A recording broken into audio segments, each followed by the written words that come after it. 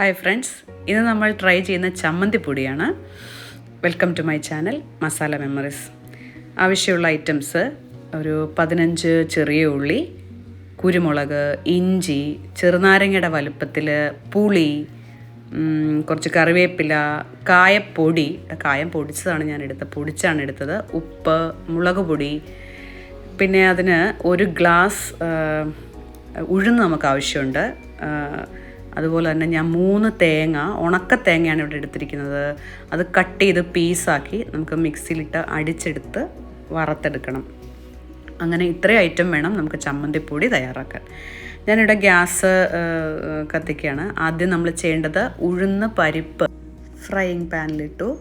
എന്നിട്ട് നമ്മൾ നന്നായിട്ട് സിമ്മിലും മീഡിയത്തിലും കുറച്ച് ഇടയ്ക്കിടയ്ക്കൊന്ന് ഫുള്ളിലുമൊക്കെ വെച്ച് നല്ല ബ്രൗൺ കളറാക്കി എടുക്കുകയാണ്. നന്നായിട്ട് മൂപ്പിച്ച് അതിൽ ജലാംശം മുഴുവനും കളഞ്ഞ് അങ്ങനെ മൂപ്പിച്ചെടുക്കുകയാണ്.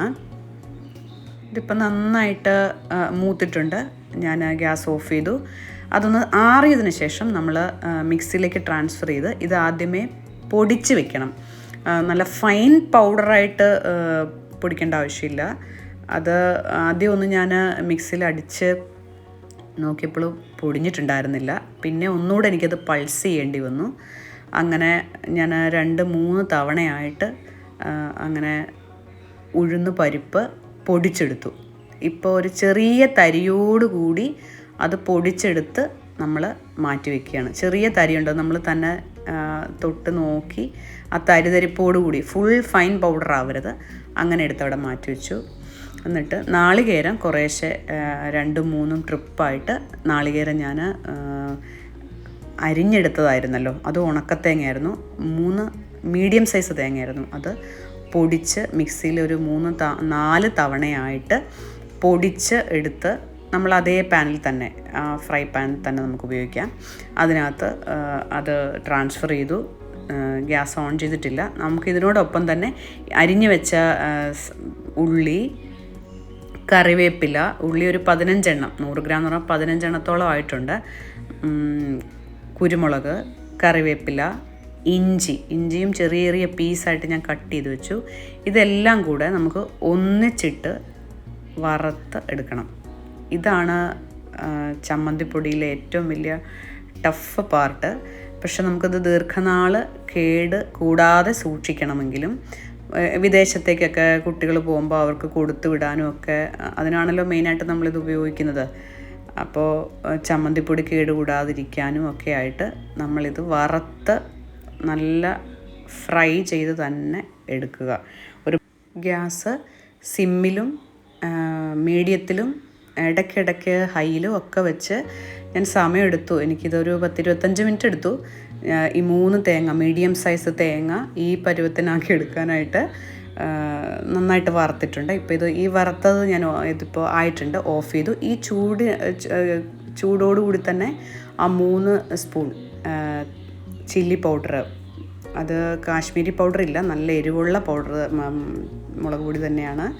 കായം പൗഡർ, 2.5 സ്പൂൺ ഉപ്പ് എടുത്തു വെച്ചിട്ടുണ്ടായിരുന്നു. ഞാൻ ആവശ്യത്തിന് ഉള്ള ഉപ്പ്, നിങ്ങളുടെ ആവശ്യത്തിന് ഇച്ചിരി കൂടുതൽ വേണമെങ്കിൽ അങ്ങനെ ചേർക്കാം. ഇപ്പോൾ 2.5 ചേർക്കുക. പിന്നെ പുളി പീസാക്കി കട്ട് പീസ്, കുഞ്ഞു പീസാക്കി വെച്ചു. കാരണം മിക്സിയിൽ നമുക്കിത് അടിച്ചെടുക്കേണ്ടതല്ലേ.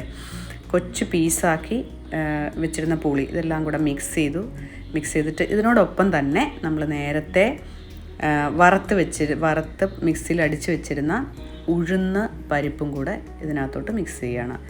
ഇതെല്ലാം കൂടെ മിക്സ് ചെയ്തു. ഈ മിക്സ് ചെയ്ത ഐറ്റം ചെറുതായിട്ട് ചൂടാറുമ്പോൾ മിക്സിയുടെ പാത്രത്തിലേക്ക് എഗെയിൻ നമ്മൾ ട്രാൻസ്ഫർ ചെയ്യുകയാണ്. നേരത്തെ ചെയ്ത പോലെ തന്നെ സ്മോൾ പോർഷൻ ആക്കിയിട്ട് അത് മിക്സിയിൽ അധികം തരിയില്ലാതെയല്ല, തരിയോടുകൂടി തന്നെ അടിച്ചെടുക്കണം. അങ്ങനെ ഒരു 3-4 തവണയായിട്ടാണ്. ഞാൻ ഇത്രയും തേങ്ങ എനിക്ക് ഉണ്ടായിരുന്നതുകൊണ്ടാണ് അത് പറ്റിയത്. കാരണം ഇത്രയും ക്വാണ്ടിറ്റി എനിക്ക് വേണമായിരുന്നു. 3-4 പ്രാവശ്യമായിട്ട് അടിച്ചെടുത്തതാണ് ഈ കാണുന്നത്. ഇത് നമ്മൾ പിന്നെ നന്നായിട്ട് ഒന്നുകൂടെ മിക്സ് ചെയ്യണമല്ലോ. അപ്പോൾ അതിന് നമ്മുടെ വറുത്ത പാത്രത്തിൽ തന്നെ ഞാൻ ട്രാൻസ്ഫർ ചെയ്ത് നന്നായിട്ട് നമ്മൾ ഇളക്കി തണുക്കാൻ തണുത്തതിന് ശേഷം ഡബ്ബയിൽ അടച്ച് നമുക്ക് സൂക്ഷിക്കാം. കുറേ നാളുകളോളം ഇത് കേടാകാതിരിക്കും. ഒരു 2-3 മാസമൊക്കെ ഇരിക്കും. ഫ്രിഡ്ജിലൊന്നും വെക്കേണ്ട ആവശ്യമില്ല.